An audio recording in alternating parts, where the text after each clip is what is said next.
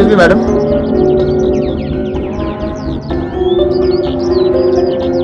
ये मेरे पास कुछ प्रोडक्ट है तो आप लेंगी?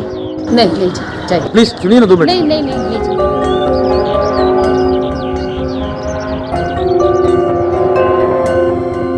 Excuse me madam.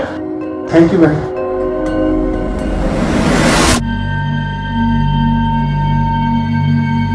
सुनिए, देखिए ना 2 मिनट देखिए तो सही। अरे सुनिए तो।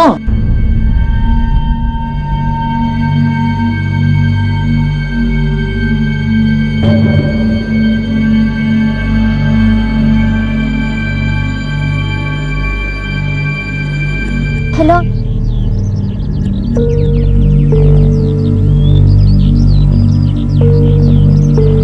छाया के साथ तेरा क्या रिश्ता है? बोल। एक साधारण सा सेल्समैन जो घर घर जाकर अपना सामान बेचता है, आखिर ऐसा क्या हुआ है कि उसे मुंबई के कांदीवली पुलिस स्टेशन में पुलिस के कड़े सवालों के जवाब देने पड़ रहे हैं? आखिर क्या अपराध किया है उसने? कौन है ये छाया और इसका क्या रिश्ता है इस सेल्समैन के साथ जिसके बारे में पुलिस सेल्समैन से सवाल जवाब कर रही है? कहीं ऐसा तो नहीं है कि छाया के साथ घटी किसी घटना को अंजाम देने में इस सेल्समैन का हाथ है? आखिर सच क्या है, क्या हुआ है, क्यों मुंबई पुलिस ने इस सेल्समैन को पूछताछ के लिए बुलाया है? आइए देखते हैं आज का ये केस।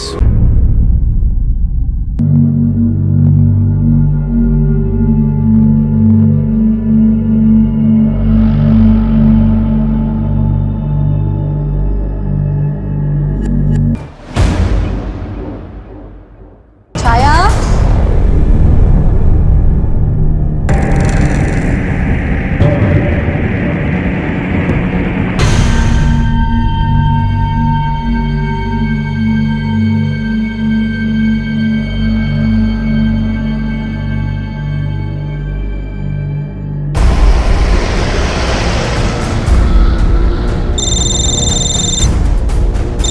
हेलो। ठीक है, हम लोग पहुंच रहे हैं। गाड़ी चारकोप की तरफ से। मुंबई के चारकोप इलाके में रहने वाली एक टीनेज लड़की छाया की किसी ने उसके ही घर में हत्या कर दी। एक ऐसी लड़की जिसने अपनी जीवन की यात्रा की बस शुरुआत ही की थी, किसी ने उसकी यात्रा को पड़ाव पर पहुंचने से पहले ही अचानक रास्ते में खत्म कर दिया। उम्र के इस पड़ाव में जिसमें दोस्ती के लिए समय कम पड़ता है, अपने सपनों को जीने के लिए समय कम पड़ता है, उसमें कैसे और किसे अपना दुश्मन बना बैठी थी छाया।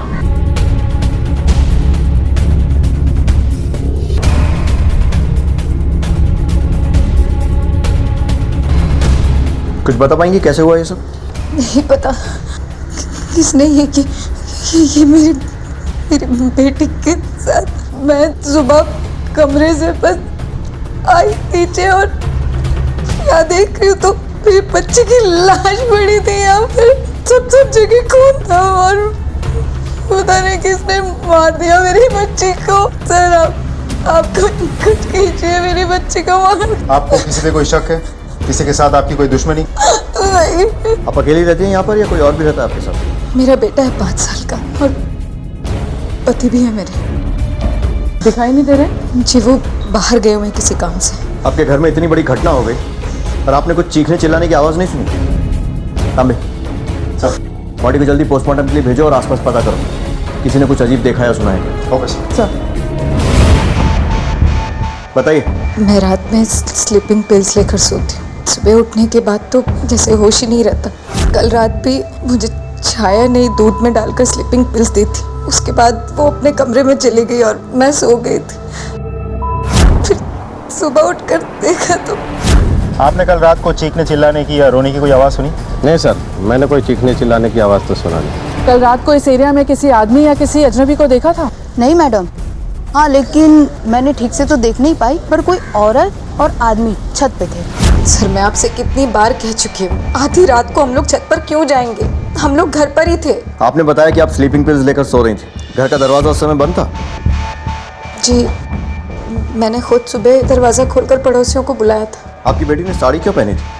वो किसी शादी या फंक्शन से आ रही थी? मुझे नहीं पता सर। क्या वो साड़ी आपकी थी? नहीं, उसी ने खरीदी थी। एक 17 साल की कॉलेज गोइंग लड़की घर में साड़ी पहनकर क्या कर रही थी, वो भी आधी रात को? मुझे नहीं पता सर। सर मोबाइल फोन मिला। ये छाया का है? जी छाया ने लास्ट कॉल किसी नवीन को किया है। ये नवीन कौन है? नवीन छाया का दोस्त। नवीन, प्रकाश, पंखुरी, ये सारे फ्रेंड्स हैं। आई मीन थे। मुझे इन तीनों के एड्रेस और फोन नंबर चाहिए। मुझे जल्द से जल्द इस लड़की के पिता संजीव से मिलना है, लेकिन उसके पहले छाया के दोस्तों से मिलते हैं।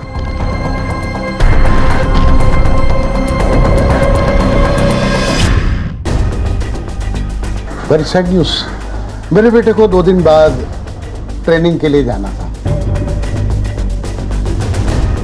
और ऑफिसर साहब देखिए ना कितना शिकन एंड शॉक्ड है न्यूज़ सुनने के बाद। आखिरी बार छाया से कब मिले थे? छाया ने कल आखिरी कॉल तुम्हें किया था। एक्सक्यूज मी, मेरे बेटे का सिलेक्शन हो गया आर्म फोर्स में। Since he is busy in the preparation, किसी दोस्त से तो मिला जुला है ही नहीं। हाँ, फोन उन पे बात हुई तो पता नहीं क्यों बेटा जी। अब पिछले 2 दिन से तो ये मेरे छोटे भाई के घर पे था, वो इसे ट्रेनिंग के लिए मेंटली प्रिपेयर कर रहा था। आज सुबह ही आया। छाया से किसी की दुश्मनी थी या फिर कोई ऐसा जो उसका पीछा करता हो? कभी कुछ जिक्र किया था उसने? नहीं सर, सच तो यह है कि everybody loved her. Excuse me, मेरे बच्चे को एकेडमी जाना है, उसके लिए काफ़ी कुछ तैयारियां करनी है, शॉपिंग करनी है, so please if you don't mind. आपको क्या लगता है सर, बाप बेटे सच बोल रहे हैं? कर्नल के घर पे तो मिलिट्री राज है, सारी बातें सिर्फ बाप कर रहा था।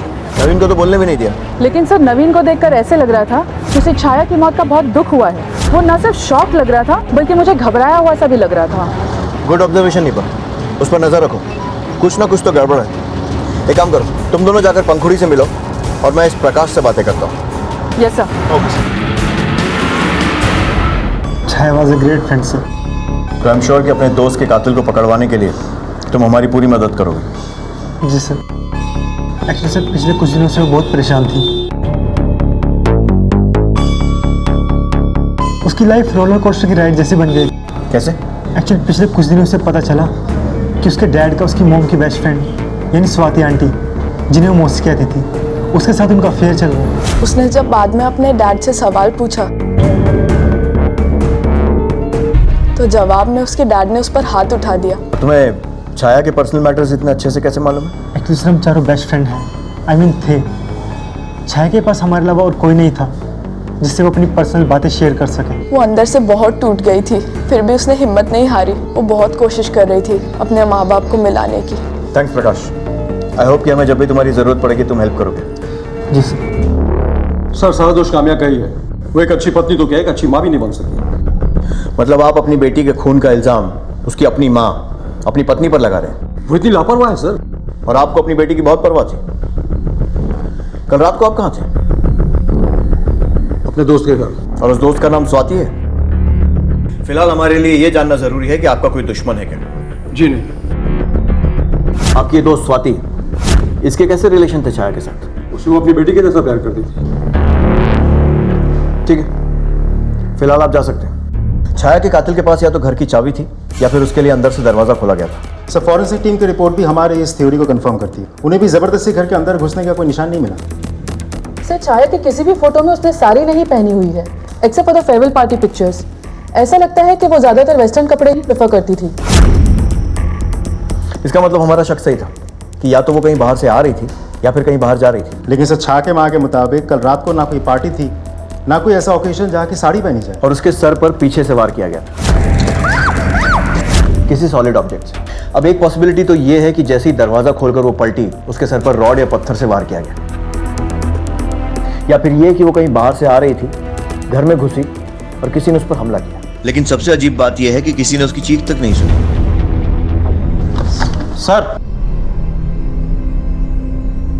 सर आपसे मिलने कोई पिको फॉलो वाला है सर। भेजो अंदर। जी सर। नमस्ते सर। नमस्ते सर, वो आज छाया बीवी की फोटो देखी अखबार में, उसमें उन्होंने जो साड़ी पहन रखी थी वो साड़ी सुबह लेके आई थी मेरे पास फॉल लगवाने के लिए, और बोली थी कि माँ को अर्जेंट चाहिए, और मैंने वो साड़ी फॉल लगा के शाम को वापस कर दी थी। मेरी बेटी की मौत के बाद मेरी मेंटल कंडीशन बिल्कुल ठीक नहीं थी। मैं बहुत ज़्यादा डिस्टर्ब हो गई थी। प्लीज़ मेरी प्रॉब्लम को समझने की कोशिश कीजिए। मुझे मेरी बेटी के चेहरे के अलावा और कुछ नज़र नहीं आ रहा था। छाया ने पीको फॉल वाले से कहा कि वो साड़ी आपकी थी, लेकिन आपने तो मना कर दिया कि वो साड़ी किसकी है आपको नहीं पता। क्या वो साड़ी आपकी थी? नहीं, उसी ने खरीदी थी। नहीं पता मुझे, वो मेरी बेटी की साड़ी नहीं, उसका कफन था। सर, छाया की प्रिलिमिनरी पोस्टमार्टम रिपोर्ट। कुछ अजीब? सर इनफैक्ट बहुत कुछ। पोस्टमार्टम रिपोर्ट के मुताबिक छाया के खून से जस्ट पहले उसने किसी के साथ इंटरकोर्स किया था। इसे रेप नहीं कहा जा सकता क्योंकि बॉडी पर स्ट्रगल के कोई निशान नहीं मिले, और साथ ही हमारे लिए ढूंढ के निकालना बहुत मुश्किल होगा कि वो किसके साथ हमबिस्तर हुई थी, क्योंकि there are no traces of semen. बुलाओ सबको। इस केस से रिलेटेड हर आदमी मुझे यहाँ चाहिए एक साथ। किसी को कुछ कहना है या फिर कुछ बताना हो जो पहले छुपाया हो या फिर गलती से भूल गए हो? सर, जाते जाते भी वो अपने बाप को शर्मिंदा कर गई। बच्चे तो कच्चे घड़े के समान होते हैं, उन्हें गढ़ने का काम माँ का होता है, लेकिन इस कामया ने उसे ये संस्कार भी नहीं दिए। बेटी आपकी और संस्कार देना सिर्फ माँ का कर्तव्य है। सर, मैं सच कह रही हूँ। मुझे तो इस बात पर विश्वास करना भी मुश्किल हो रहा है कि मेरी बेटी ऐसा कुछ कर सकती है। सर, मुझे यकीन है कि जरूर छाया के साथ किसी ने जबरदस्ती की है, वरना मेरी बेटी। कामया जी, किसी का पर्सनल ओपिनियन नहीं है, फोरेंसिक रिपोर्ट है, और उसमें ये बात साफ है कि छाया की भी इसमें रजामंदी थी। अब कुछ कहना है आप दोनों?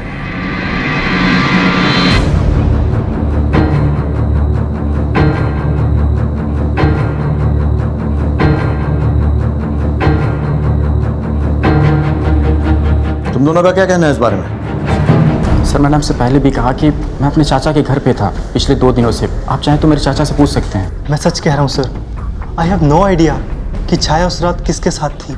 छाया का कोई बॉयफ्रेंड था? जी, वो नवीन से बहुत प्यार करती थी। सर, मैं मानता हूँ कि मेरा उसके साथ अफेयर था, पर इसका मतलब ये नहीं कि मैंने उसके साथ। हमें पता चला है कि छाया पिछले 2 हफ्तों से परेशान थी। डैड के साथ उसका झगड़ा भी हुआ था। I have no idea sir. Sir, Chhaya नहीं चाहती थी कि किसी भी हाल में नवीन को डिस्टर्ब किया जाए। नवीन एनडीए की तैयारी कर रहा था। छाया के साथ जो भी हुआ वो सिर्फ मुझे और पंखुड़ी को पता था। मतलब छाया के आखिरी वक्त तुम और प्रकाश उसके सबसे करीब थे? जी हाँ। पिछले दिनों छाया किसी नए आदमी से मिली थी या फिर किसी और से? कोई ऐसा जो अजीब लगा हो? जी हाँ सर, एक सेल्समैन था। छाया उससे मिलने अकेले जाती थी। सर, मैं और पंखुड़ी उसके साथ जाना चाहते थे, पर छाया ने मना कर दिया। हमने सिर्फ दूर से देखा था। सेल्समैन कौन?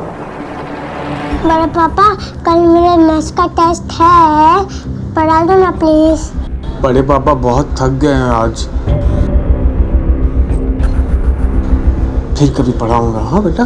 बड़े पापा, मेरे लिए क्या लाए हो? मैं तो भूल गया, तुम्हारे लिए मैं चिक्की लाया हूँ।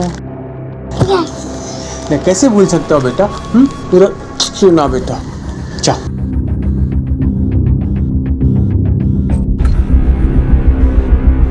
क्या हुआ बेटा? बहुत थक गए हो आज? नहीं माँ। तो चुटकू को पढ़ाने से मना क्यों कर दिया? मन नहीं कर रहा है माँ, बस।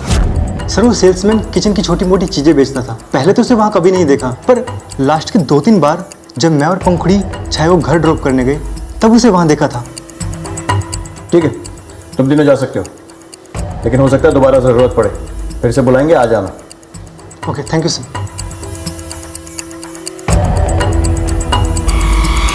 इन तीनों फ्रेंड्स के मोबाइल रिकॉर्ड चेक करो, साथ ही मर्डर के टाइम, मर्डर के पहले और मर्डर के बाद इनकी सेलफोन लोकेशन। छाया का सोशल नेटवर्किंग पेज ओपन करो, शायद वहां से कुछ मिले। आजकल बहुत सारे केसेस हैं जिसमें ये वर्चुअल फ्रेंड्स विक्टिमाइज करके परेशान करते हैं। और सबसे पहले पता करो कि ये सेल्समैन कौन है, इससे मिलना है। Okay sir. Yes sir. एक धोखा खाई मां, अपने रिश्ते से असंतुष्ट पिता और पिता की प्रेमिका एक दूसरी औरत, इन सब के बीच का जटिल समीकरण और उससे जन्मा माहौल जितना दम घोटू छाया के लिए था, उतना ही इसमें जी रहे बाकी के लोगों के लिए भी था। तो क्या इनमें से ही किसी ने अपनी निराशा, कुंठा, जलन और नफरत के तहत या फिर किसी और मकसद से छाया का कत्ल कर दिया था? वो साड़ी जो छाया ने अपनी मौत के वक्त पहनी हुई थी, उसकी क्या कहानी थी? और ये कौशिक कौन था जिसका नाम पुलिस की जांच में अचानक सामने आया था? और उसका छाया की मौत से क्या संबंध था?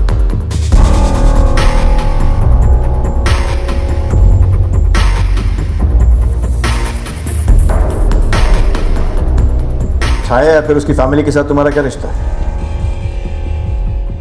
सर, छाया की माँ ने मेरी बहुत मदद की थी। दरअसल मैं एक छोटा मोटा सेल्समैन हूँ सर।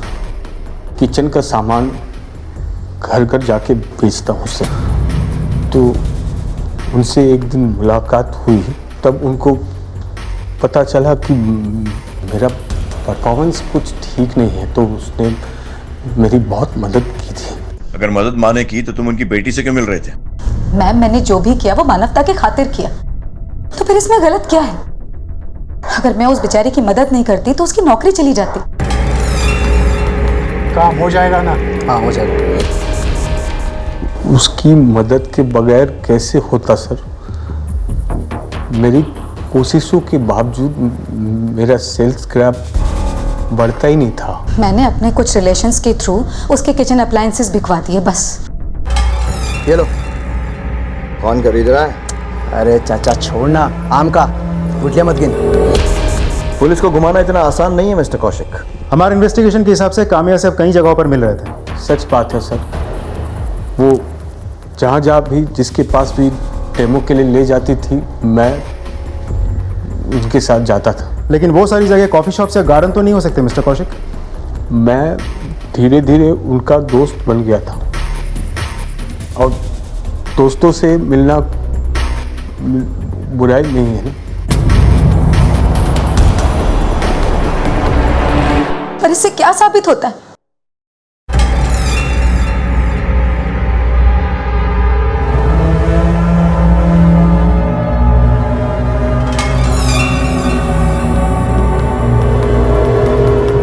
कल की रात तुम कहाँ थे? शिरडी। माँ बाबा ने भेजा था पूजा के लिए। तो फिर बस का टिकट या होटल की रसीद तो होगी? नहीं सर, जब मैं घर से निकला तो सारी बस जा चुकी थी। मैं शेयर्ड टैक्सी पे नासिक पहुंचा और वहाँ से ट्रक में लिफ्ट लेकर वहाँ शिरडी पहुंचा।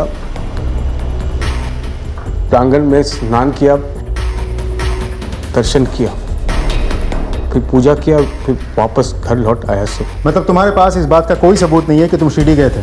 जी है, घर पर प्रसाद है। तुम या तो सचमुच थोड़े बेवकूफ़ हो या फिर बहुत अच्छी एक्टिंग करते हो। जो भी है, फिलहाल तुम्हें जाने दे रहा हूँ, लेकिन याद रखना कि तुम मेरी रडार पर हो। और अगर मुझे पता चला ना कि छाया के खून में तुम्हारा ज़रा सा भी हाथ है, तो जिंदगी भर अभी जिस हालत में हो उससे भी बुरी हालत में रहोगे।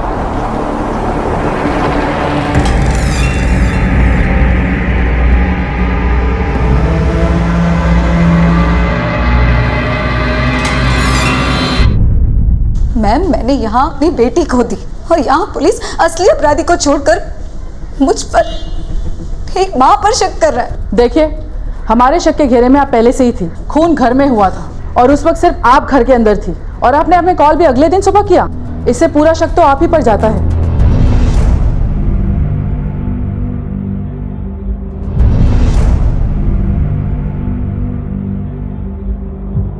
मिस्टर कौशिक, आपका बैग।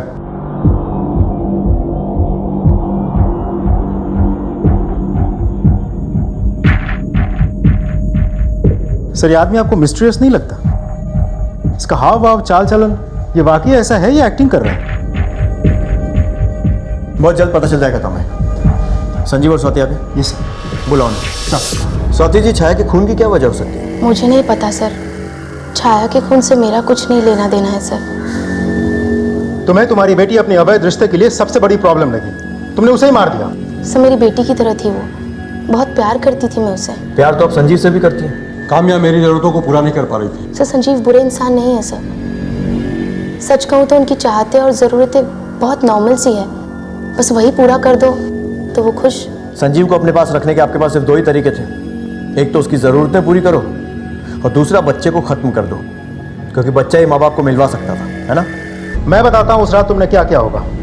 हादसे वाली रात घर की चाबी तुम्हारे पास थी। तुम चुपचाप अपने घर गए, अपनी बेटी को पीछे से वार किए और वो मर गई। या तो तुमने अपनी बेटी को अपने अवैध संबंध से बचने के लिए मार दिया, या फिर तुम्हें इस बात की खबर लग गई थी कि तुम्हारी बेटी किसी और के साथ है? अपनी झूठी शान बनाए रखने के लिए तुमने उसको मार दिया, है ना यही सच?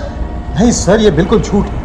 मैंने अपनी बेटी को नहीं मारा। इन दोनों को छोड़ दो और वार्निंग दो कि जब भी थाने बुलाएंगे आना पड़ेगा और बिना परमिशन के शहर छोड़कर नहीं जा सकते। Okay sir. Yes sir. Kamya और कौशिक का रिश्ता इस केस में एक अजीब मोड़ ले आया था। हर वो शख्स जो किसी भी तरीके से छाया से जुड़ा था, पुलिस उससे पूछताछ कर चुकी थी।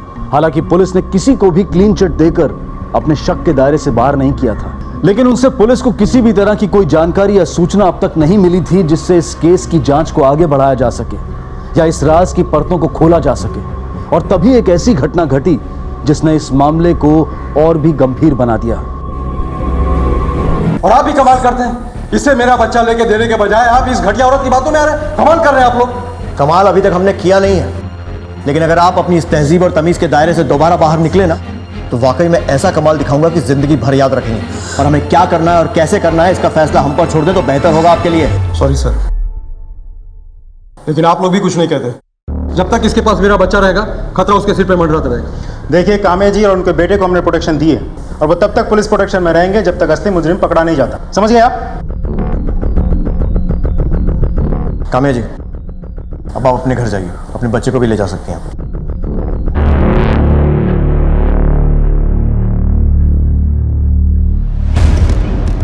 क्राइम सीन के अनुसार काम्या के उस शोल्डर पर गोली मारी गई थी जिस शोल्डर पर उसने बच्चे को पकड़ कर रखा था। अब अगर सिर्फ काम्या को मारने का मोटिव होता तो गोली दूसरे शोल्डर पर या सर पर भी चलाई जा सकती थी। सर, इसका मतलब काम्या खूनी नहीं है? नहीं नहीं, हमारी नौकरी में शक करना बुरा नहीं है, लेकिन शक ना करना उससे भी बड़ा गुनाह है। जब तक असली अपराधी सामने नहीं आता, हम किसी को क्लीन चिट नहीं दे सकते। हो सकता है कि काम्या ने ये सब करवाया हो ताकि वो साबित कर सके कि वो बेगुनाह है। वैसे भी आजकल 4-5 हज़ार में कोई भी गोली चलाने को तैयार हो जाता है। दूसरी पॉसिबिलिटी ये है कि संजीव ने ये करवाया हो किसी सुपारी किलर को हायर करके। और एक थ्योरी ये भी है कि शायद उसने जानबूझकर उस शोल्डर पर गोली चलवाई जिस पर काम्या ने बच्चे को पकड़ रखा था, ताकि हमें ये लगे कि टारगेट काम्या नहीं बल्कि सिर्फ बच्चा है। लेकिन वो फिर भी अंडर इन्वेस्टिगेशन है और सस्पेक्ट भी। शायद वो भी हमें यही विश्वास दिलाना चाहता है कि क्योंकि वो अंडर इन्वेस्टिगेशन है वो ऐसा कुछ नहीं करेगा। सर, स्वाति भी तो हो सकती है।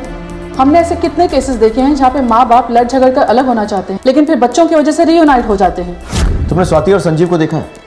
जब भी वो एक दूसरे के बारे में बात करते हैं, दोनों एक दूसरे से बहुत मोहब्बत करते हैं। सो तब तो इस बात की काफ़ी पॉसिबिलिटीज़ हैं कि उसे इस बात का डर हो, क्योंकि अगर उसके पिता वापस आ जाते वो उसे मना लेते। फिर उसने सिद्धांत पर हमला करवाया ताकि वो भी मर जाए और फिर संजीव के पास वापस लौटने का कोई रास्ता ही ना हो। और फाइनेंशियली भी वो संजीव के ऊपर डिपेंडेंट है, ना तो उसकी कोई नौकरी है ना प्रॉपर्टी। और अगर संजीव उसके हाथ से निकल जाएगा तो उसकी हालत खराब हो जाएगी। और सर, छाया के दोस्त, क्या उनका इसमें हाथ हो सकता है? Why not? अच्छी खासी फैमिलीज को बिलोंग करते हैं, वो भी किसी सुपारी किलर को हायर कर सकते हैं हमारे इस इन्वेस्टिगेशन को ऑफ ट्रैक करने के लिए। और इन सभी सस्पेक्ट को छोड़कर कोई और भी तो हो सकता है सर। हो तो सकता है, लेकिन कौन?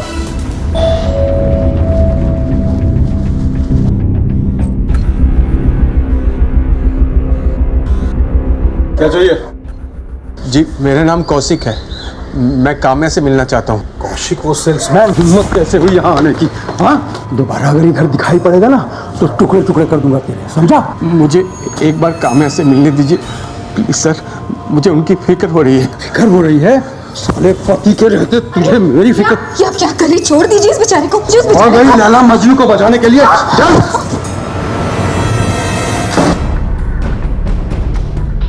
हेलो, ठीक है, नजर रख। इस सेल्समैन कौशिक का कुछ ज्यादा ही इन्वॉल्वमेंट है काम्या और उसकी लाइफ में। लगता है उसे फिर से पूछताछ करनी पड़ेगी। अगला क्लू शायद वही देगा हमें। उठाकर लेकर आऊं सर?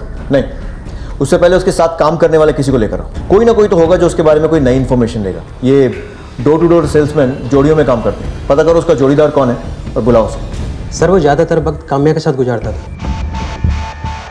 ये तो हमें भी पता है कि काम्या अपनी शादीशुदा जिंदगी से परेशान थी और कौशिक उसका दोस्त है। सर, एक किचन का सामान बेचने वाले को कौन औरत अपना दोस्त बनाएगी? यही सवाल हमने भी पूछा था, लेकिन कोई सेटिस्फैक्टरी जवाब नहीं मिला, इसलिए अब भी वो दोनों हमारे शक के दायरे में हैं। सर, आप ये नहीं जानते होंगे कि वो दोनों जवानी में एक दूसरे से प्यार करते थे। आप चाहें तो उनके माँ बाप, भाई भाभी, कौशिक और काम्या सभी से कन्फर्म कर सकते हैं। सर, ये बात सच है कि हम एक दूसरे से प्यार करते थे, लेकिन मैम, आप किस लेकिन की बात कर रही हैं? आप सीधे सीधे मेरे चरित्र पर सवाल उठा रही हैं। यहाँ मैंने अपनी बेटी खो दी, मेरे बेटे पर हमला हो गया। और आप मुझसे मेरे अतीत के बारे में सवाल पूछ रही हो। उस हादसे को कैसे भूल सकते हैं सर?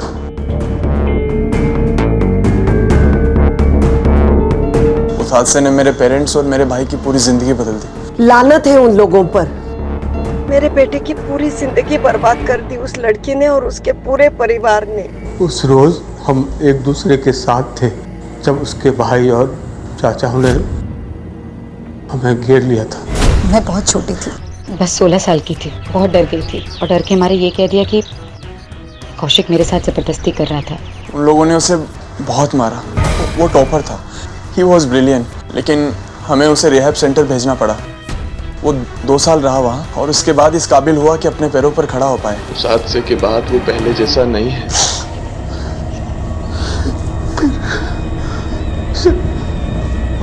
तकरीबन 18 साल बाद हम मिले। मैडम, मैं आपको हमारे प्रोडक्ट्स दिखाता हूँ। ये सारे प्रोडक्ट्स किचन के। तुम कौशिक हो ना? नासिक में रहते थे, एमजी रोड के पास।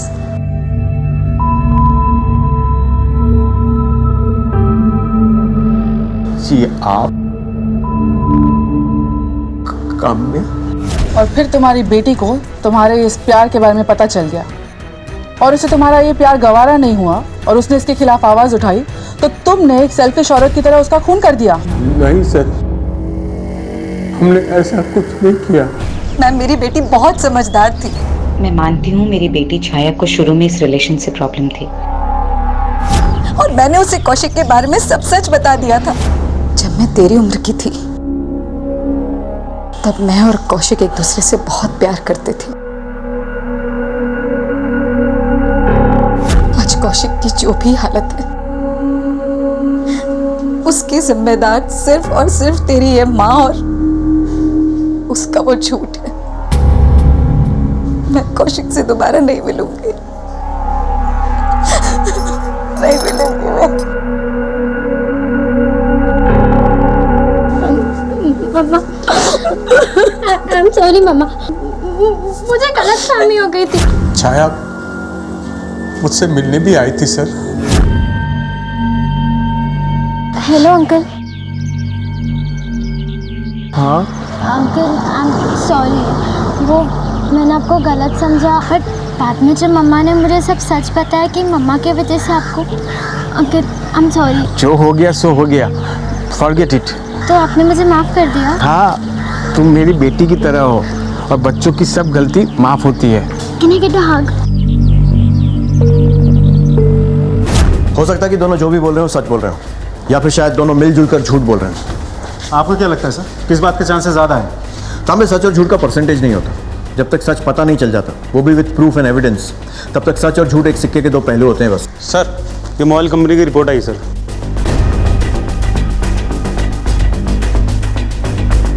नवीन झूठ बोल रहा था कि कत्ल वाली रात वो अपने अंकल के घर था। बुलाओ उसे। Naveen, you have a bright future and I am sure कि तुम समझ गए हो कि मैं क्या कहना चाह रहा हूं। इसलिए आज तुम झूठ नहीं बोलोगे, वरना हमें सच उगलवाना आता है। देखिए इंस्पेक्टर, आज आप कुछ नहीं बोलेंगे प्लीज। आज सिर्फ तुम बोलोगे। स्टार्ट। मैं बताता हूँ सर, सही सच है कि छाया ने मुझे अपनी सारी परेशानियों से दूर रखा था और मेरे सारे फ्रेंड्स ने भी। लेकिन सर, जब मुझे पता चला कि मेरा सिलेक्शन हो गया तो मैं अपने आप को रोक नहीं पाया। नवीन, हम लोग पुलिस वाले हैं, तुम्हारे फ्यूचर से खिलवाड़ नहीं करेंगे, बशर्ते तुम कानून से खिलवाड़ नहीं करो।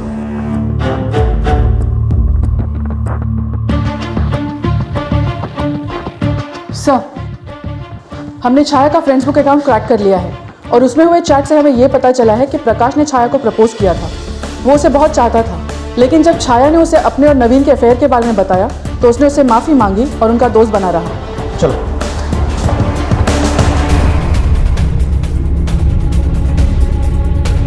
क्या बोलते हो प्रकाश? छाया के लिए जो तेरा वन साइडेड लव था वही उसके खून का कारण बना ना? बोल। जब तुझे पता चला कि छाया नवीन से प्यार करती है तो जलन तो हुई होगी, ऑब्वियस है, तू भी नॉर्मल इंसान है। और जब तुझे पता चला कि वो दोनों रात में मिलने का प्रोग्राम बना रहे हैं तो छत पर जाकर छुप गया और उनके बीच जो कुछ भी हुआ वो देखकर तुझसे रहा नहीं गया, और नवीन के जाते ही तूने छाया का कत्ल कर दिया है ना? बिलीव मी सर, मैंने कुछ नहीं किया।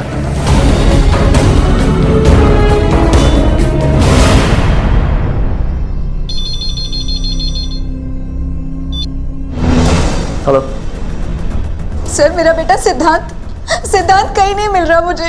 मैंने बाहर खेलने जाने के लिए मना किया था उसे, लेकिन वो पीछे के दरवाजे से चला गया। मैंने आसपास हर जगह पता कर लिया, लेकिन उसका कोई पता नहीं है यहाँ। प्लीज मेरे बेटे को बचा लीजिए। मैंने संजीव से भी पूछा सिद्धांत के बारे में, लेकिन उन्हें भी कुछ नहीं पता। छाया की हत्या के बाद उसके छोटे भाई सिद्धांत पर जानलेवा हमला हुआ और अब वो गायब था। क्या ये उसी हमलावर का काम था जिसने छाया की जान ली थी, या फिर ये उसका अपना पिता संजीव था जो पहले पुलिस के सामने दावा कर चुका था कि उसके बच्चे उसकी पत्नी काम्या के साथ सुरक्षित नहीं हैं, और अब अपने उसी दावे को पुलिस की नजरों में सही साबित करने के लिए उसने अपने ही बेटे का अपहरण कर लिया था। पुलिस के शक के घेरे में सिर्फ संजीव नहीं बल्कि स्वाति, काम्या और कौशिक भी थे। पुलिस के अनुसार इन सभी को छाया की हत्या से कोई ना कोई फायदा जरूर होने वाला था। बहरहाल पुलिस एक ही परिवार में घटी इस जुर्म की तीसरी घटना से सख्ते में थी। जांच के धागे बुरी तरह से उलझ चुके थे और उनके सिरों को पकड़ने के लिए अब उन्हें नए तरीके से कोशिश शुरू करनी थी। समझ नहीं आ रहा है कि केस क्या है और टारगेट कौन है। अपराधी के निशाने पर पूरी की पूरी फैमिली है, सिवाय संजीव के। यू राइट सर, सिर्फ 2 ही लोग हैं जिनको इस बात से डायरेक्ट फायदा हो सकता है। एक है कौशिक, उसे अपनी गर्लफ्रेंड वापस मिल जाएगी, वो भी बिना बच्चों की जिम्मेदारी के। दूसरी स्वाति। बुलाओ दोनों को, और साथ में संजीव को भी। मुझे लगता है कि संजीव अपने बेटे को लेकर गया और कहीं छुपा के रखा। क्यों गायब किया सिद्धांत को? क्यों किडनैप किया अपने खुद के बेटे को? बोलो। मैं क्यों किडनैप करूंगा अपने बेटे का? मैं तो सीना ठोक करके सबके सामने उसे लेके जाऊंगा। बोल बच्चा क्या है? बोल बच्चा कहाँ है? मैंने कितनी बार कहा है आपको कि सिद्धांत के गायब होने में मेरा कोई हाथ नहीं है। मुझे छोड़ दीजिए प्लीज। तूने ही उसका अपहरण किया है ना, और अब तो उसका मारने का प्लान बना रही है ना? बोल। मेरा विश्वास कीजिए मैडम, मैं झूठ नहीं कह रही, प्लीज। आप मेरे पति संजीव को छोड़ दीजिए। वो एक्चुअली मेरा बेटा घर आ गया है, शायद रास्ता भटक गया था, इसलिए बड़ी मुश्किल से घर लौटा है। काम्या जी एक बार आपके बेटे से मिलना चाहेंगे। नहीं सर, एक्चुअली अभी वो सोया हुआ है। आप कल बात कर लीजिएगा। हेलो, काम्या के घर के बाहर एक कांस्टेबल तैनात है ना? Yes sir. उसे खबर कैसे नहीं हुई कि बच्चा लौटा है? मैडम जी, सिद्धांत बाबा अंदर कब लौटे? मैं तो बाहर ही था, मैंने देखा नहीं। वो जिस रास्ते से गया था उसी के पीछे के दरवाजे से वापस आ गया, अभी सो रहा है। क्या मैं उसे एक बार देख सकता हूँ? देखिए प्लीज़, आप सुबह से पहले उसे डिस्टर्ब मत कीजिए। और मुझे मेरे बेटे से मिलना है। आप चाहिए यहाँ से, बहुत सहेली आपको और आपकी हरकतों को। अरे सुनो तो। सर ऐसा भी तो हो सकता है कि बच्चा वहाँ आया था लेकिन सावन मिस कर दिया। नहीं Tambe, there is something wrong. Kamya का फोन सर्वेलेंस पर है ना? Yes sir. कोई रैंसम कॉल आया? No sir. हमें उसके घर के अंदर जाकर चेक करना होगा, लेकिन उसकी जानकारी के बिना। कैसे कर सकते हैं? सर मेरा एक आदमी है। अगर तुम चाहती हो कि तुम्हारा बेटा सही सलामत घर लौटा है तो तुम्हें बिना पुलिस को खबर किए हमारे पास आना होगा। अगर थोड़ी भी चूक हुई तो याद रखना, तुम्हारे सिद्धांत का भी वही हाल होगा जो तुम्हारी बेटी का हुआ था।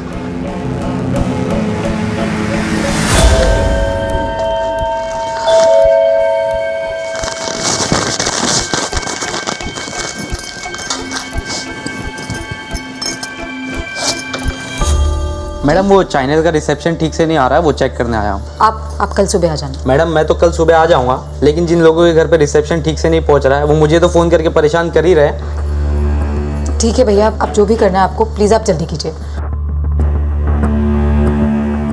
मैडम यहाँ से तो ठीक है, अगर आप एक बार ऊपर जाके टेरेस पे चेक कर लेंगे कि केबल कहीं कटा तो नहीं है तो अच्छा होगा।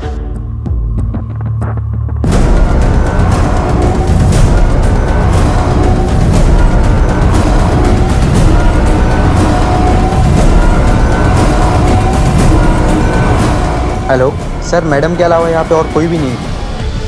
इसका मतलब काम्या ने जानबूझकर हमसे झूठ बोला ताकि हम कन्विंस हो जाएं और उसके घर के बाहर से कांस्टेबल को हटा लें। लेकिन क्यों सर? उसके घर के बाहर आसपास आगे पीछे सब जगह अपने आदमी लगा दो, लेकिन सादी वर्दी में, और कांस्टेबल को हटा लो जैसा वो चाहती है। Okay sir.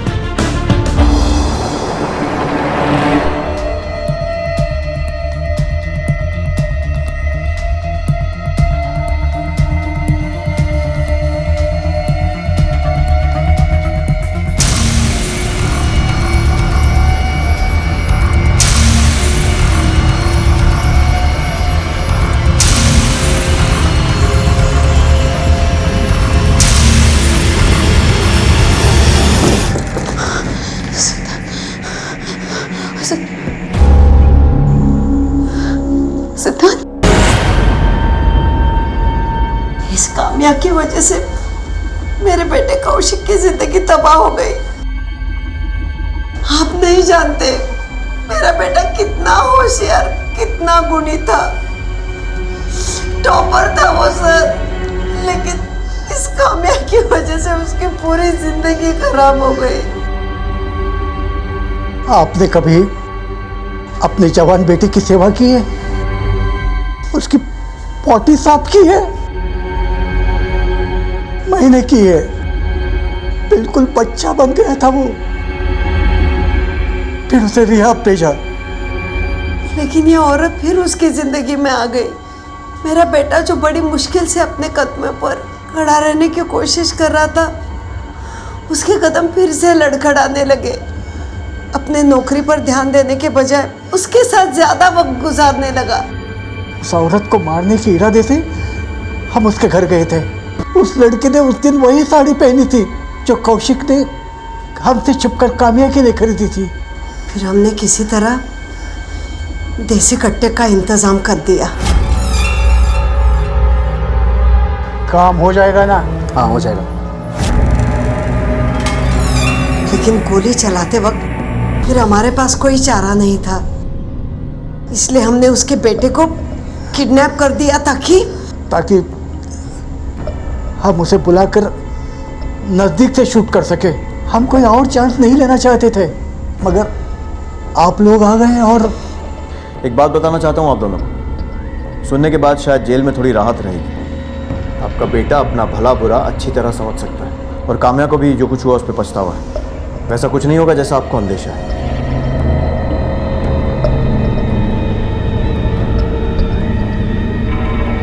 आपको अपने बेटे और कामया को एक और मौका देना चाहिए, सिर्फ इसलिए नहीं कि आपका कर्तव्य है, बल्कि इसलिए भी कि ऐसा करने से शायद एक मासूम बच्चे की जान बच सकती थी। कामया ने अपने परिवार की वजह से जो झूठा इल्जाम कौशिक पर लगाया था, उसने पहले कौशिक की जिंदगी को तबाह किया और फिर खुद कामया की जिंदगी को। कामया ने जो किया वो गलत था, लेकिन कौशिक के माता पिता ने जो किया वो भी सही नहीं था। कामया और कौशिक के फिर से जुड़ते रिश्ते की खबर सुनकर वो लोग घबरा गए। उन्होंने भावनाओं में रिएक्ट किया और मासूम छाया के खून से अपने हाथ रंग बैठे। ऐसा करने की बजाय अगर अपनी समझ का इस्तेमाल करके उन्होंने कामया या खुद अपने बेटे से बात की होती, तो उन्हें पता चल जाता कि कामया इस बार उनके बेटे के जीवन में उसके साथ कुछ गलत करने नहीं, बल्कि पहले की गई गलतियों का प्रायश्चित करने आई थी। आप और हम में से कोई भी इस गलती को ना दोहराए और अपने साथ घटने वाली घटनाओं और दुर्घटनाओं पर भावनाओं में बहकर रिएक्ट करने की बजाय समझदारी से एक्ट करें। देखते हैं हमारे आज के एपिसोड की दूसरी कहानी। रश्मि! सब पापा पापा सब पापा पापा!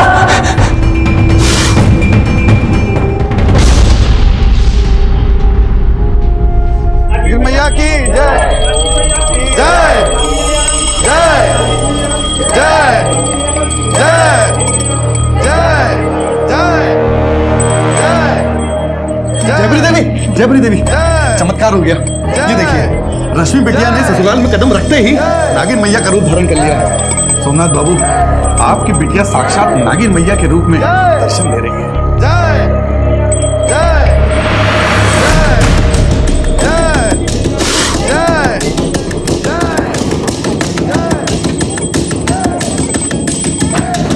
सर इस तरफ आइए। सर ये देखिए, इस सांप को सब मेरी बीवी कह रहे हैं।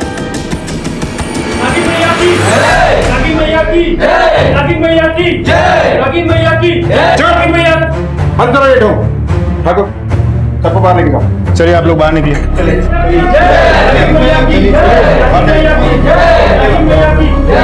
ये घर के मामले में तुझे इंस्पेक्टर साहब को बुलाने की क्या जरूरत थी?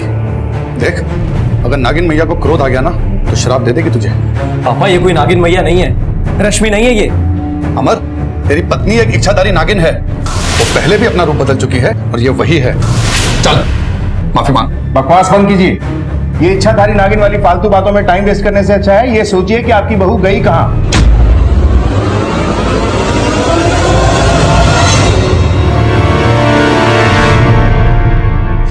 नमस्कार, आदाब।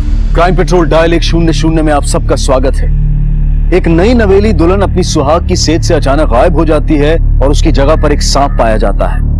बिहार के समस्तीपुर जिले के इस गांव के लोग तो इस घटना से हैरान होने की बजाय खुश थे और इस अजीबोगरीब घटना को अपना सौभाग्य मान रहे थे। गांव वाले क्यों रश्मि को एक इच्छाधारी नागिन मान रहे थे? कौन सा जुर्म रश्मि के नागिन के रूप के पीछे अपना फन फैला रहा था?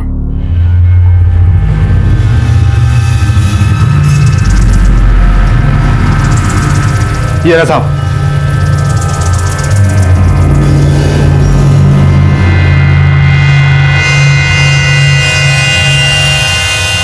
सर पापा हमें बचपन से बताया करते थे कि रश्मि इच्छाधारी नागिन है, पर सर हमने कभी देखा नहीं क्योंकि हम 7 साल की उम्र में ही शहर पढ़ने चले गए थे।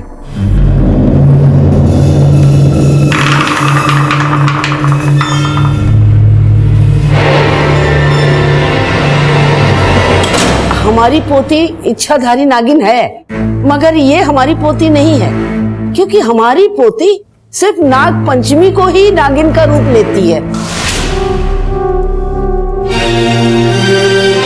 नागिन मैया की दरोगा साहब, रश्मि बिटिया तो साक्षात नागिन मैया का रूप है। आज हम उन्हीं की कृपा से जिंदा है। सर, जयपरी देवी पर हमेशा नाग देवता का आशीर्वाद था। वो गांव वालों को खतरनाक से खतरनाक सांप के डसने से बचाती आई हैं। और जब रश्मि पैदा हुई तो उसके माथे पर नाग का निशान था।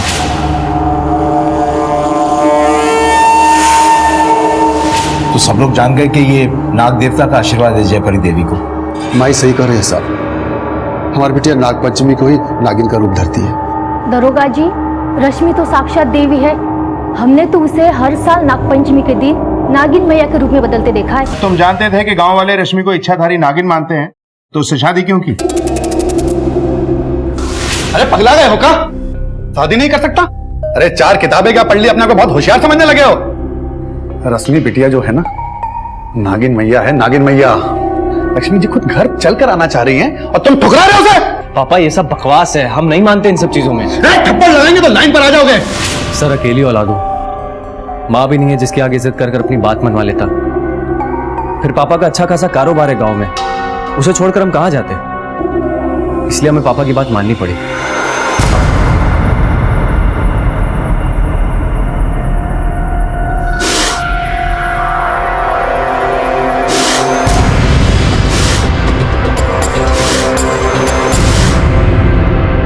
रश्मि के कमरे में जाने के कितनी देर बाद तुम कमरे में पहुंचे?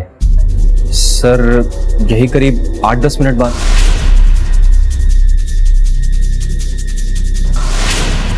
ठाकुर, इसका मतलब है सारा कांड 8-10 मिनट के अंदर ही हुआ है। अब हमें यह पता लगाना है कि रश्मि कहाँ है और साथ साथ ये भी पता लगाना है कि बिस्तर पे सांप किसने रखा था। अरे कहां ले जा रहे हो? कहां ले जा रहे हो नागिन मैया को? अरे हमने पैसे दिए उसके लिए। पैसे दिए मतलब?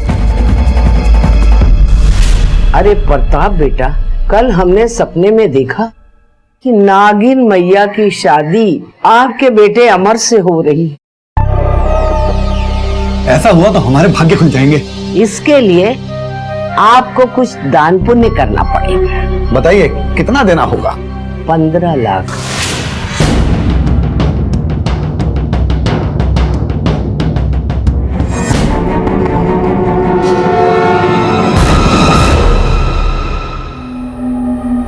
सोमनाथ, कहो भाई।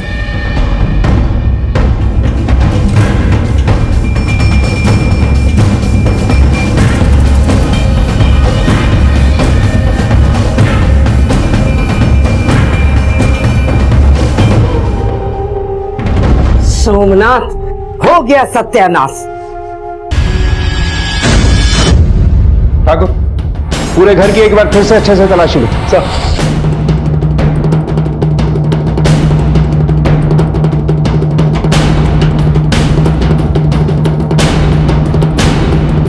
आइए, ये देखिए सर, ये क्या है? टॉर्च देना।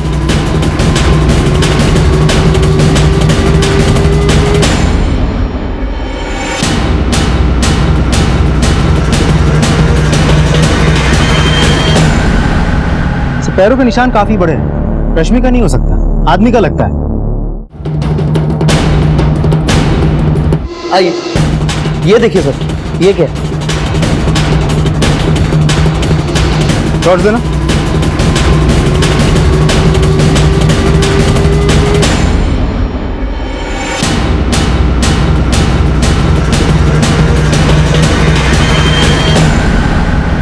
पैरों के निशान काफी बड़े हैं। रश्मि का नहीं हो सकता, आदमी का लगता है। लेकिन अगर रश्मि यहाँ से चल के गई होगी तो उसके पैरों के निशान क्यों नहीं है? क्योंकि ये जो कोई भी है वो बाहर से आया था, और ये पैरों के निशान सिर्फ बाहर है, कमरे के अंदर नहीं। इसका मतलब है कि ये आदमी कमरे के अंदर नहीं गया, और अगर गया तो चप्पलें बाहर उतार के गया होगा। या फिर ये भी हो सकता है कि रश्मि अपनी मर्जी से बाहर आई और इसके साथ कहीं चली गई। ये देखो, जाने के पैरों के निशान है। ठाकुर, फॉरेंसिक टीम को बुलाओ और इन पैरों के निशान के सैंपल्स लेने के लिए बोलो, और सभी घर वालों के भी पैरों के निशान के सैंपल लो। पता करो कि रश्मि को किसी ने किसी अनजान आदमी के साथ कहीं जाते हुए देखा है क्या? Okay sir. सर, मुझे तो ये सारा गेम जयपुरी देवी का लगता है। पहले उसने रश्मि को इच्छाधारी नागिन बताकर पूरे गांव को बेवकूफ बनाती रही। फिर जब शादी की उम्र आई तब प्रताप के अंधविश्वास का फायदा उठाकर रश्मि के साथ अमर की शादी करवा दी और दान के नाम पे 15 लाख रुपए ऐट लिए, और फिर रश्मि को भी भगा दिया वहां से। इस जयपरी देवी को और समझना होगा। ठाकुर, जयपरी देवी के घर के सर्च वारंट निकलवाओ और कॉल रिकॉर्ड से। सब दरोगा जी, हम दोबारा कह रहे हैं आपसे, वो नागिन हमारी पोती रश्मि नहीं हो सकती है। हेलो, ओके, ठीक है, जाओ। आपकी पोती तो इच्छाधारी नागिन है। इस बार आपकी इच्छा से नागिन नहीं बनी, इसीलिए आप पहचानने से इनकार कर रही हैं। हम पर आरोप लगाने से पहले एक बार उस सांप को यहाँ ले आओ, फिर दूध का दूध और पानी का पानी हो जाएगा।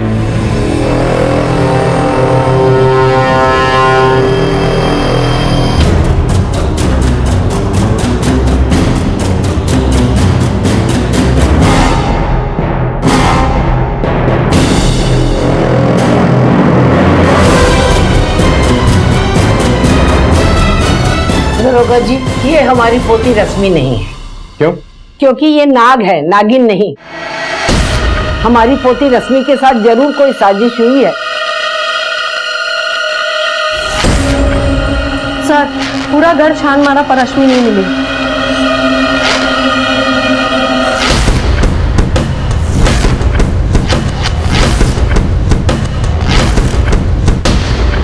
सर, मैंने ही आपको फोन किया था। दरोगा जी, ये जरूर रश्मि के ससुर प्रताप की करतूत है। उसने 15 लाख हमको दे के करोड़ों का फायदा उठाने के लिए रश्मि का सौदा कहीं और कर दिया होगा। लालच तो आपको भी था जयपरी देवी। आपने प्रताप से पैसे ऐंठे। रश्मि को आप भी भगा सकती हैं और पैसे के लालच में। जो भी है सच सच बता दीजिए, वरना हमारे पास तरीके और भी हैं सच उगलवाने के। हम हमारी बेटी रश्मि को न तो कहीं छुपाए न तो गायब किए। वो हमारी इकलौती औलाद है, भला उसके साथ ऐसा क्यों करेंगे? कृपा करके अपनी बेटी को ढूंढ लीजिए दरोगा जी, अपनी बेटी को ढूंढ। सर, झाड़ियों में पोटली मिली है और ये चूड़ियां। सर, ये कुछ कैश मिला और ये आधार कार्ड है सर। गणेश कुमार। अगर रश्मि को आपने नहीं भगाया तो हो सकता है कि आपके जंजाल से छूटने के चक्कर में वो खुद ही कहीं चली गई हो। दरोगा जी, रश्मि साक्षात इच्छाधारी नागिन है। उसने अपनी मर्जी से अमर से शादी की है और प्रताप ने अपनी मर्जी से 15 लाख रुपए दिए। दरोगा जी, हमारा विश्वास करिए, रश्मि के गायब होने में हमारा कोई हाथ नहीं है। ये एड्रेस तो इसी गांव का है। पता करो ये कौन है और इस लाश को पोस्टमार्टम के लिए भेज दो। सर, पुलिस अब तक रश्मि के गायब होने को अंधविश्वास की आड़ में एक ठगी का मामला मान रही थी, लेकिन कुछ घंटों बाद जब गांव के बाहर पुलिस को एक लाश मिली तो इस कहानी में एक नया मोड़ आ गया। नए सवाल उठ खड़े हुए। गणेश कुमार और गन्नू की हत्या से रश्मि का क्या संबंध है? क्या रश्मि की भी हत्या हो चुकी है? और अगर उसकी हत्या हो चुकी है तो फिर उसकी लाश कहाँ है? और अगर वो जिंदा है तो वो इस वक्त कहाँ है? साहब, ये तो रश्मि की पोटली है जो वो शादी के समय साथ लेके गई थी। ये बताइए कि ये कौन है? इस आधार कार्ड पर आपके घर का एड्रेस है। ये तो हमारा नौकर गन्नू है। गन्नू 10 साल का था तब से पाल पोस कर बड़ा किया, हमारे घर में ही रहता है। हमें इसकी डेड बॉडी मिली है। क्यों मारा इसे? जिस अनाथ लड़के को हमने पाल पोस कर बड़ा किया उसे हम क्यों मारेंगे भला? तो फिर किसने मारा होगा इसे? पता नहीं साहब, फिर किसने मारा होगा। ये गन्नू और रश्मि के बीच कुछ प्यार व्यार का चक्कर चल रहा था क्या? ये कैसी बात कर रहे हो? रश्मि हमारी साक्षात नागिन है। सारे गांव वाले उसे नागिन मैया मानते हैं। वो भला प्यार वार के चक्कर में क्यों पड़ेगी? तो वो दोनों एक साथ कैसे थे? जहां हमें गन्नू की डेड बॉडी मिली थी वहीं से रश्मि की पोटली भी मिली। सर, झाड़ियों में पोटली मिली है और ये चूड़ियां। पता नहीं साहब।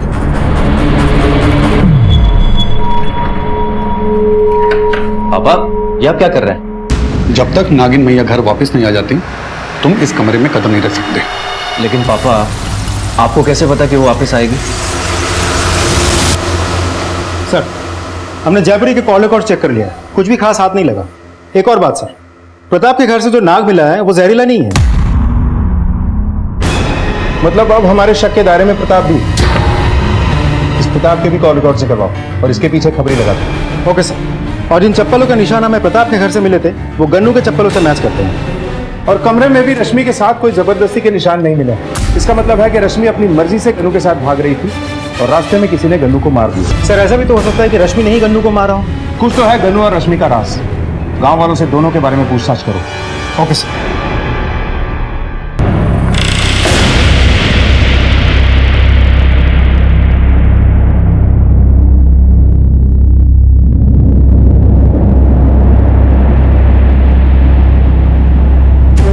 रश्मि और गन्नू के राज को खंगालने के लिए पुलिस ने गांव वालों से पूछताछ की, लेकिन कोई खास इंफॉर्मेशन हासिल नहीं हुई। इसलिए पुलिस ने घर वालों से जोर जबरदस्ती करके सच्चाई निकलवाने का फैसला किया। ठीक है जयपरी देवी, गन्नू और रश्मि के राज का सच बता दीजिए, कहीं ऐसा ना हो कि जबरदस्ती हमें उगलवाना पड़े। बोलिए। बताती हूँ दरोगा जी। शादी के कुछ दिन पहले हमारा नौकर गन्नू और हमारी पोती रश्मि भागने की कोशिश कर रहे थे।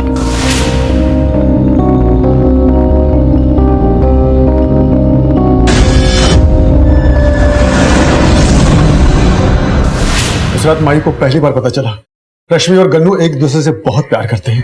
आप ही बताइए दरोगा जी, हम अपनी देवी की शादी एक नौकर से कैसे कर देते जिसके माँ बाप को और जात पात का अता पता नहीं था? हमने रश्मि को समझाया था, तू देवी है रश्मि, सारा गांव तुझे पूछता है, तू गन्नू से शादी करेगी तो क्या इज्जत रहेगी हमारी और तेरे पिताजी की। अगर तू शादी करना चाहती है हम करवाएंगे तेरी शादी ऐसी जगह जिसके तू लायक है। और शायद वो इतनी आसानी से नहीं मानी, इसलिए पैसे के लालच में आपने जबरदस्ती उसकी शादी पक्की कर दी। लेकिन आपको डर था कि कहीं वो भाग ना जाए, इसलिए विदाई के बाद उस पर नजर रखी और मौका पाकर उसे पकड़ लिया, गन्नू को सांप से कटवा के मरवा दिया और रश्मि को कहीं छुपा दिया। नहीं साहब, हमने ऐसा कुछ नहीं किया। हमने तो रश्मि को समझाया था और वो शादी के लिए मान भी गई थी, लेकिन अभी कहाँ है हमें नहीं पता। दोहरा व्यक्तित्व दोहरी जिंदगी अपराध के लिए एक उपजाऊ जमीन की तरह से। रश्मि को गायब हुए कुछ समय बीत गया था, लेकिन जयपरी देवी की बातों से ऐसा लग रहा था कि वो अब भी झूठ बोल रही है। वो अब भी रश्मि के इच्छाधारी नागिन रूप का आडंबर बनाए हुए थी।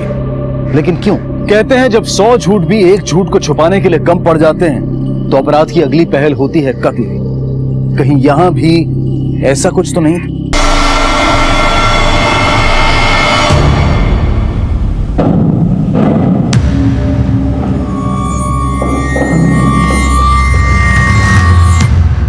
सर, गन्नू के पोस्टमार्टम रिपोर्ट से पता चला है कि उसकी मौत रात के तकरीबन 9:15 से 10:15 बजे के बीच हुई थी, वो भी सांप के काटने से। लेकिन गौर करने वाली बात यह है कि सांप ने उसे पीठ पे काटा था, पैर पे नहीं। तो ऐसा भी हो सकता है कि वो दोनों भाग रहे थे, गन्नू गिर गया और आसपास से कोई सांप आके उसे काट लिया। ये सब इतना भी आसान नहीं है ठाकुर। क्योंकि ये केस सांप के इर्द गिर्द घूम रहा है। रश्मि का गायब होना और फिर ये गनू की मौत भी सांप के काटने से हुई। ये भी हो सकता है कि किसी ने मारने के इरादे से गनू के ऊपर सांप को फेंका और रश्मि को लेकर भाग गया। एरिया में जितने भी सपेरे हैं सबसे पूछताछ करो, पता करो कि पिछले कुछ दिनों में किसी ने उनसे कोई सांप लिया है क्या। Okay sir.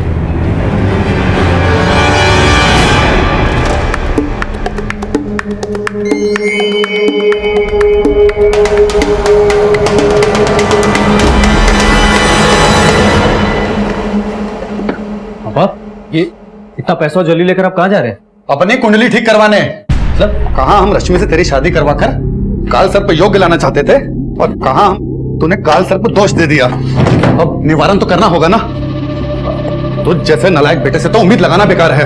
तूने पुलिस बुलाकर हमारी जिंदगी को स्वाहा कर दिया, स्वाहा।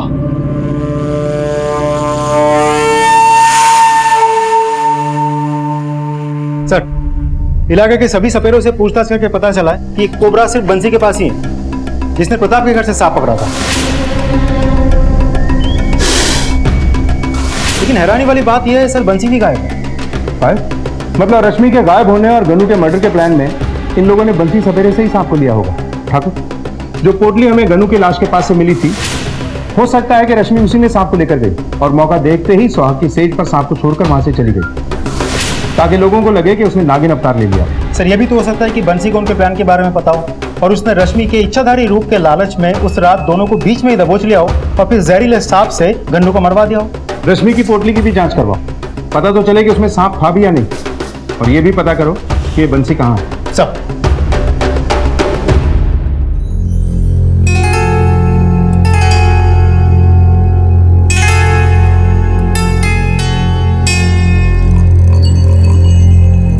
नागिन मैया की अनुपस्थिति में तुम्हारी कैसे कट रही है जयपरी देवी?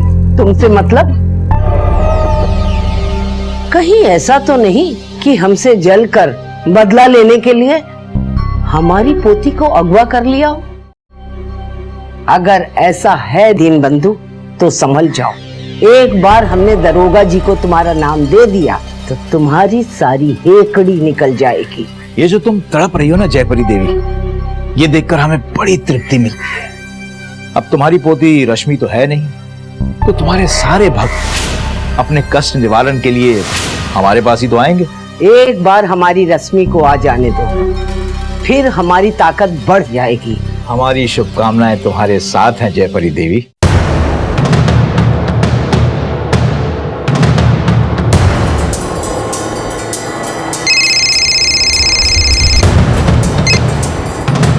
बोला था ना कॉल नहीं करने के लिए। हम घर पर हैं, बात नहीं कर सकते अभी।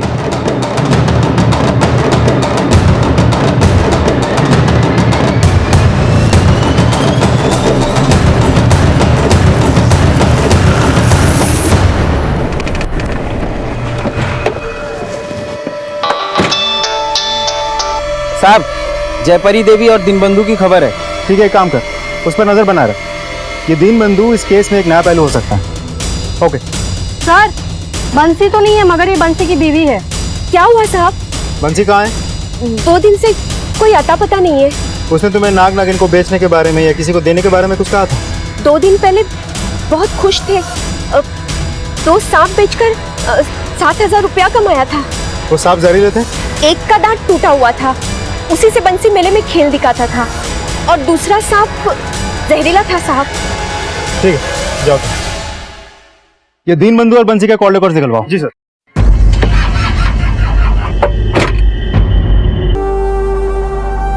तुम्हारे चक्कर में पड़ के हम अपना बेटे का जिंदगी बर्बाद कर दी है। जिंदगी भर तुम्हारी इच्छाधारी नागिन के ढोंग में हमारी बेटी अकेलेपन का शिकार हो गई। जवानी में अपनी मर्जी से कुछ करने को सोची तो भी तुम फुसला दी। चुप रहे, बहुत सुनी तेरी बकबक। क्या था हमारे यहाँ? न जमीन न जायदाद, घानी भर रुपया देकर तेरा स्कूल में क्लर्क की नौकरी दिलवाई थी। अरे रश्मि को इच्छाधारी नागिन ना बनवाते तो क्या करते? ठन ठन गोपाल थे हम सब। क्या मिलता उसको और हम लोगों को साधारण जिंदगी जीकर। चल। दुनिया के लिए रश्मि नागिन मैया सबके दुखों का निवारण करने वाली, सबको खुशियां देने वाली, लेकिन उसकी अपनी जिंदगी एक कठपुतली की तरह थी जिसकी डोर जयपरी के हाथों में थी। आजादी और खुशियां रश्मि से कोसों दूर थी। बचपन क्या होता है, दोस्त क्या होते हैं, गुड्डे गुड़ियों का खेल क्या होता है, ये रश्मि कभी जान ही नहीं पाई। और शायद गन्नू के साथ उसका प्रेम भी उसके भक्तों को पसंद नहीं आया, जिसकी सजा गन्नू को मौत के रूप में मिली। अब पता नहीं रश्मि के लिए कौन सी सजा तय की गई थी। सर, रश्मि की पोटली के टेस्ट रिपोर्ट से कंफर्म हो गया, उसमें साफ था। और बंसी के कॉल रिकॉर्ड से कुछ मिला? सर, 25 तारीख को रात के तकरीबन 9:15 से 10:15 बजे के बीच बंसी के मोबाइल के कॉल लोकेशन उसी एरिया पर ट्रेस की गई है जहां में गन्नू की लाश मिली थी। और करीब 9:30 बजे उसने संजय को फोन किया। संजय दीनबंधु का इकलौता बेटा। हमारे खबीर ने गांव में पता किया तो पता चला कि इस दीनबंधु और जयपुरी के बीच काफी सालों की पुरानी रंजिश है। तो फिर हो सकता है कि दीनबंधु को पता हो कि रश्मि सपेरे के कब्जे में और जयपरी से बदला लेने के लिए ही उसने रश्मि को अगवा किया हो। सर, हमने दीनबंधु के कॉल रिकॉर्ड चेक करवाया, उसने कभी बंसी के साथ फोन पे बातचीत नहीं की।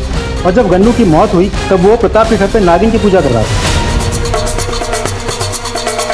मुझे याद है उस दिन संजय वहीं पे था। बस जानना यह है कि बंसी ने संजय को कॉल क्यों किया। अरे सर पता नहीं कितने लोग हमें फोन करते हैं मोबाइल खरीदने के लिए, रिचार्ज करवाने के लिए। अब सबका याद तो नहीं रख सकता ना सर। सबका नहीं, सिर्फ बंसी सपेरा के बारे में बता। 25 तारीख को क्यों फोन किया था तुझे? जवाब जितनी जल्दी देगा ना, हम तुझे उतना ही कम धोएंगे। चल बात। सर, उसका फोन आया था मुझे 25 तारीख को। उसका फोन गड़बड़ हो गया था तो बोल रहा था कि ठीक कराने कब आऊं, लेकिन सर उसके बाद आया ही नहीं वो। गन्नू के मर्डर के बारे में और रश्मि के गायब होने के बारे में क्या जानता है तू? साहब, जब रश्मि नागिन बनी थी तो मैं और बाबूजी उसके दर्शन के लिए उसके ससुराल गए थे। सर, इससे ज्यादा हमें कुछ नहीं पता सर। सर, मैं एक लाचार आदमी हूं, मैं किसी का क्या बिगाड़ सकता हूं।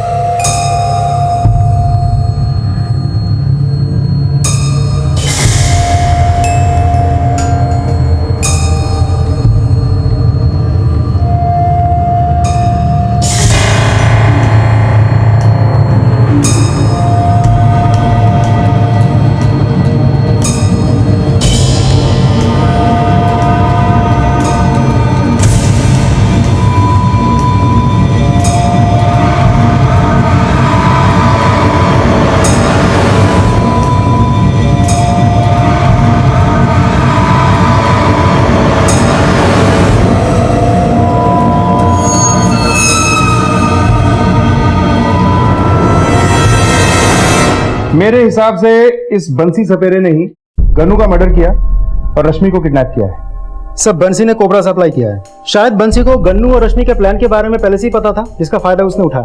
तो ऐसे भी हो सकता है कि बंसी ने रश्मि को पैसों की लालच में अपने पास कैद करके रखा हो ताकि लोगों के अंधविश्वास का फायदा उठाकर ये और पैसे बना सके। प्रताप, हो सकता है प्रताप ने पैसे के लालच में 15 लाख रुपए में जयपरी से रश्मि का सौदा किया।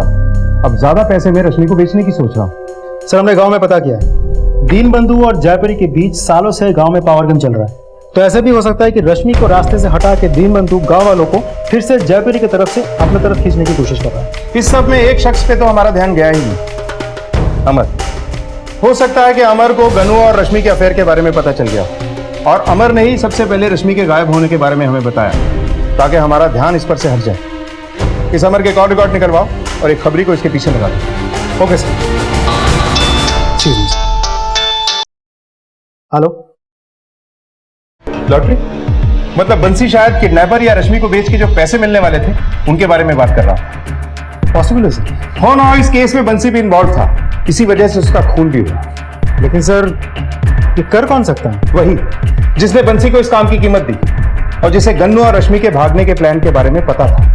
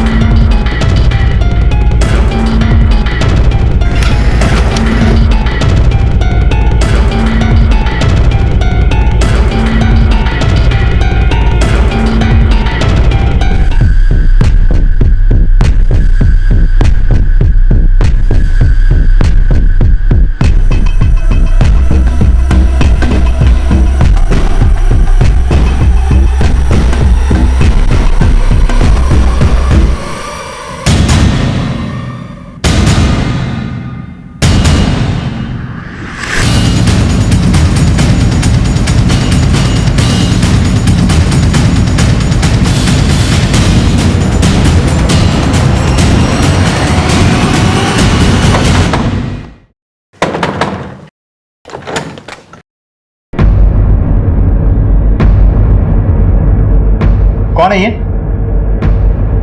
सर, ये जूली है, हमारी गर्लफ्रेंड। तेरी बीवी वहां लापता है और तू यहाँ दूसरी औरत के साथ। चल सर, चल सर। यह केस विचित्र नहीं पेचीदा बन गया था।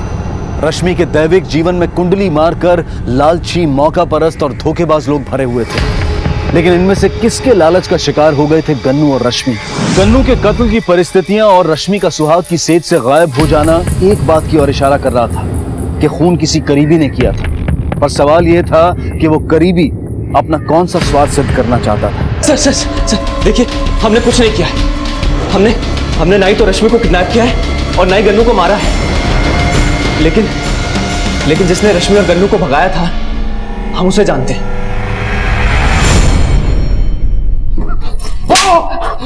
बता दो साहब, हमने ही रश्मि और गन्नू को भगाने का प्लान बनाया था और बंसी से सांप लेके रश्मि को सुहाग की सेज पर रखकर गाय भूल को काटा। हम अपनी बच्ची की खुशी चाहते थे साहब, लेकिन माही ऐसा नहीं चाहती थी। माही ने उसकी शादी अमर से तय कर दी। शादी से कुछ दिन पहले अमर हमसे मिला था।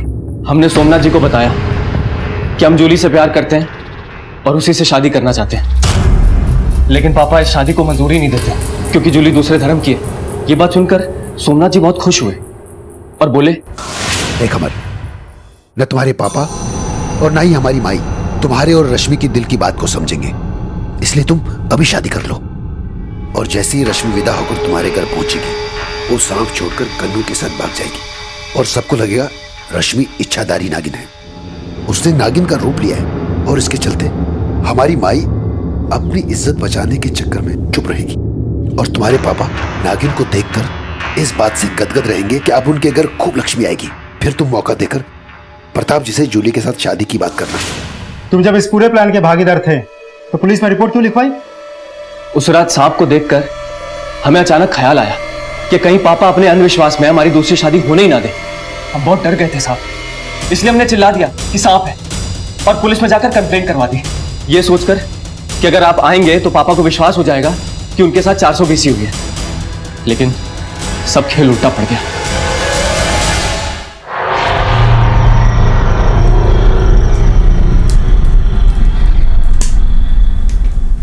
पच्चीसवीं सालगिरह मुबारक हो बेटे।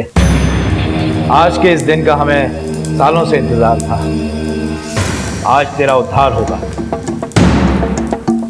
और प्रताप बाबू, आज से हमारा एक नया रिश्ता शुरू होगा और जयपरी देवी का हमेशा हमेशा के लिए विध्वंस हो जाएगा। ये केस दिन ब दिन उलझता जा रहा है। कोई ना कोई ऐसा पहलू है जो हमारी आंखों के सामने तो है लेकिन हमें दिखाई नहीं दे रहा। Excuse me. हेलो, क्या?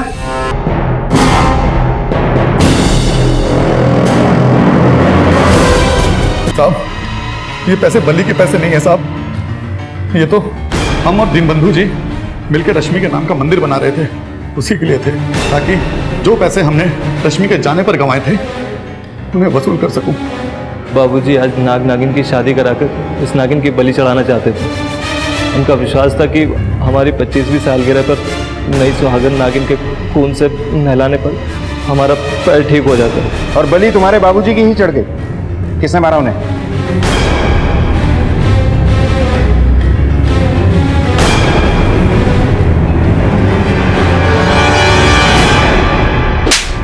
चुप क्यों? बोलो, किसने मारा तुम्हारे बाबूजी को? तुमने? बोलो।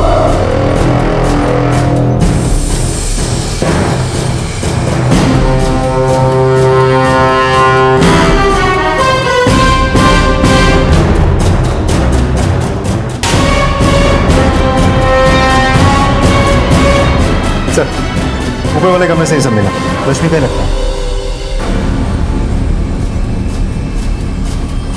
ये सब छुपा रहा था? मतलब ये सारा कांड तेरा किया धरा है? बोल, रश्मि यहाँ कैसे आई?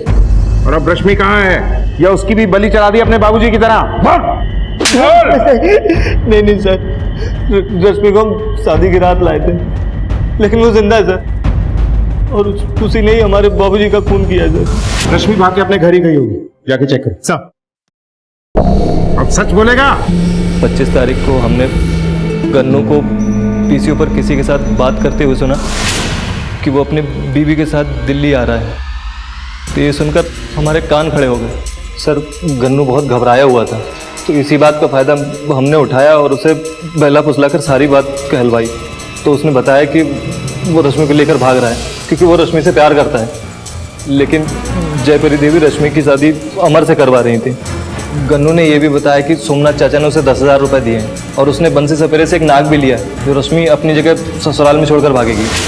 सर, रश्मि अगर हमारी ना हो सकी तो कम से कम उस नौकर गन्नू की तो नहीं होने देता, लेकिन इससे अच्छा मौका हमें कहाँ मिलता। हमने सोच लिया था कि गन्नू को मरवा के रश्मि को अपने कब्जे में कर लेंगे। तो देखते हैं कि रश्मि हमें कैसे मना करती है।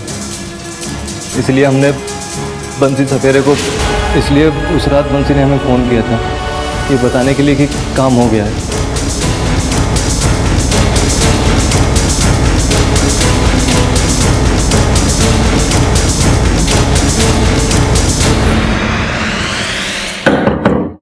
बंसी को क्यों मारा? वो पैसा तो आपको देना ही पड़ेगा, हम बता दे रहे हैं आपको। तू क्या कर लेगा अगर मैं पैसा नहीं दूंगा? बता। तेरे एक बदले की आड़ में एक के बाद एक जुर्म के सिलसिले शुरू हो गए। रश्मि, रश्मि तू आ गई? बेटा भगवान का शुक्र है। मैं तो सोच भी नहीं सकती थी कि तेरे बिना क्या होगा। अब तू आ गई है, फिर से सब कुछ पहले जैसा हो जाएगा। और वो जो दीन बंधु है ना, बड़ा घमंड करता था, उसे दिखाऊंगी मैं। हटो दादी, आप कितनी लालची औरत हो। मैं इतने दिन से कहा थी, कैसी थी, किस हालात में थी। ये सब पूछने की बजाय आपको सिर्फ अपने पैसे कमाने की बड़ी है। आपको मेरी कोई फिक्र ही नहीं है। मैं जा रही हूँ। कहाँ जा रही है? लोगों को आपका ढकोसला बताने और पुलिस को सब कुछ सच सच बताने। बस दादी, मैं अब आपके धोखे के खेल का और हिस्सेदार नहीं बनना चाहती। देखा जाए तो आधुनिक समाज के परिवेश में हम सब एक दोहरी जिंदगी जी रहे हैं। रश्मि बचपन से ही एक इच्छाधारी नागिन की दोहरी झूठी जिंदगी जी रही थी और जयपरी देवी अपने लालच को परिवार की तरक्की का नाम देकर दोहरे मापदंड अपना रही थी। सोमनाथ दिल में भले ही अपनी बेटी से बहुत प्यार करता हूँ, लेकिन बेटी पर हो रहे अत्याचार के लिए माँ के खिलाफ कभी आवाज नहीं उठा पाया और हमेशा माँ की गलतियों में उसका साथ देता रहा। अंधविश्वास का चश्मा पहने गांव वाले नागिन मैया के आशीर्वाद से अपनी जिंदगी संवारना चाहते थे, लेकिन कोई ये नहीं देख पाया कि एक बच्ची से उसका बचपन छिन रहा था। कोई ये नहीं समझ पाया कि रश्मि की भी अपनी कुछ तकलीफें होंगी, कुछ दुख दर्द होंगे। सभी दोहरी जिंदगी और दोहरे मापदंड का शिकार थे और इसमें अपने लालच के सिवाय और किसी के लिए कोई जगह नहीं होती है।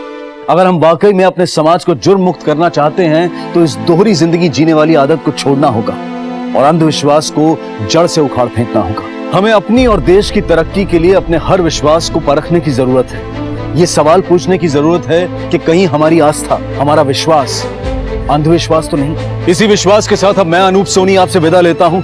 फिर मुलाकात होगी अगले एपिसोड में एक और चौंका देने वाले केस के साथ।